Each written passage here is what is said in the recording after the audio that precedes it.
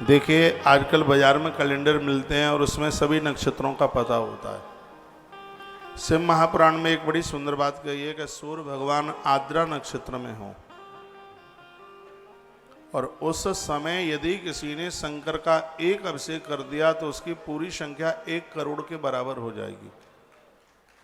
व्यासपीठ से बातें वही होनी चाहिए जो प्रमाणित बातें, जो तुम्हारी बात को कोई पकड़ न ले। अब मैंने यहाँ से बोल दिया आप एक माला जपते हैं तो 1 करोड़ के बराबर है। आद्रा नक्षत्र में सूर्य आद्रा में हो उस समय आपने एक अभिषेक कर दिया तो वो संख्या सीधे 1 करोड़ के बराबर हो जाती है। क्यों हो जाती है कि भगवान शंकर का जो शिवलिंग है वो अगहन के महीने में आद्रा नक्षत्र में ही प्रकट हुआ था, इसलिए आद्रा नक्षत्र में सूर्य पड़ जावे और उस समय यदि किसी ने भूल से भी एक अभिषेक कर दिया तो उसकी गिनती संख्या सीधे 1 करोड़ के बराबर होगी।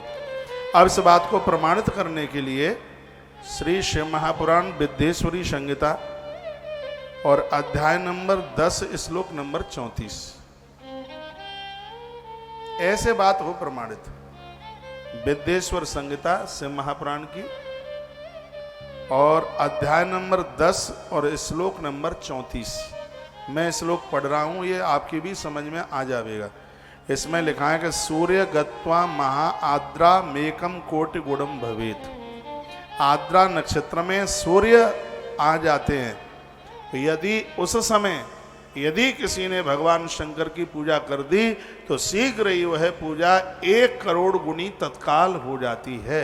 तो आजकल कैलेंडर आते हैं तो उसमें आप देख लो कि सूर्य आद्रा नक्षत्र में कब आ रहे हैं। मैं तो देखता रहता हूँ और इस मौके का फायदा उठा लेता हूँ, इसलिए तो महाकाल की धरती पर कथा कह रहा हूँ। इन सब मौकों का आनंद लिया है। हाँ, आपके बीच में बात मैं जरूर पहली बार बता रहा हूँ क्योंकि इतना अथाह सागर यह ग्रंथ है, इसको जितनी बार आप सुनेंगे उतनी बार नया सा लगेगा।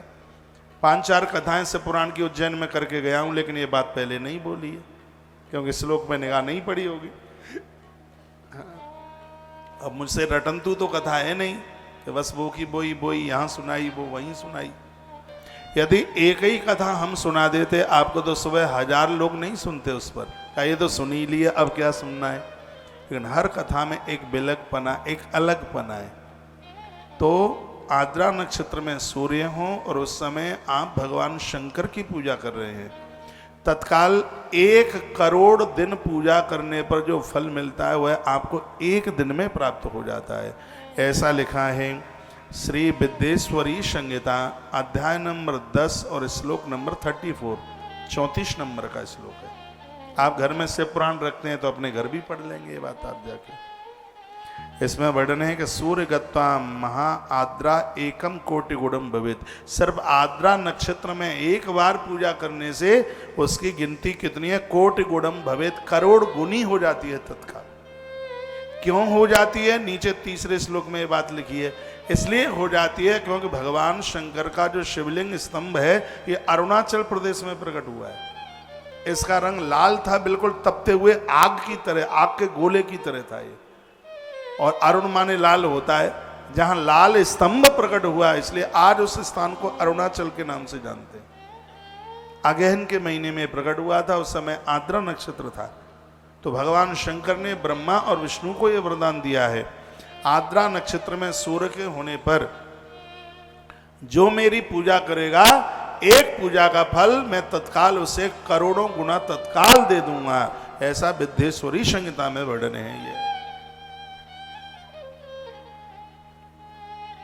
मैं 1 साल का कल पंचांग देख करके मैं आपको बता दूंगा कि सूर्य आद्रा नक्षत्र में कब आ रहे हैं, क्योंकि आप कहाँ ढूंढेंगे, मैं ही आपकी हेल्प करूंगा इसमें। तो मैं यहाँ से टाइम भी लिखा दूंगा, इतने बजे से इतने बजे तक है, और तारीख भी लिखा दूंगा और महीना भी लिखा दूंगा। ठीक रहेगा? तो शिव की वाणी है, इस पर हम विश्वास करेंगे। अद्भुत है। सूर्य गत्वा महा आद्रा एकम कोटि गुणम भवेत। तो फिर हाली नंदी ने पूछ लिया और पता न लगे और एकदम वो निकल जाए, फिर तो कह दिया कि उसके बाद में मृगश्राप भी पड़ता है।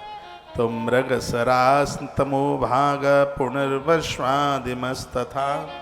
मृगसरा का आगे का भाग जहाँ आद्रा पूरा होता है और मृगसरा शुरू होता है, तो उस समय तक भी पूजा हो जाती है तो भी उसका फल करोड़ गुना ही प्राप्त होता है।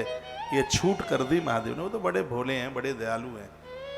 और आप हाल ही हाल बैठे हैं और इतने में वो आद्रा निकल जाए, अब क्या करें? अब वो निकल जाएगा तो उस समय मृगसरा आरंभ हो रहा होगा, और उस समय भी यदि भगवान की यह पूजा कर ली जावे तो निश्चित रूप से करोड़ गुना फलदायी वह पूजा हो जाती है। ऐसा वर्णन। कैसी लग रही है बात? आप चाहे जितना जोर दे लीजिए, सौगंध खा लीजिए, हमें महादेव नहीं रखने, लेकिन हम आपके घर में महादेव रखवा के ही रहेंगे। शिव के बिना कल्याण नहीं है।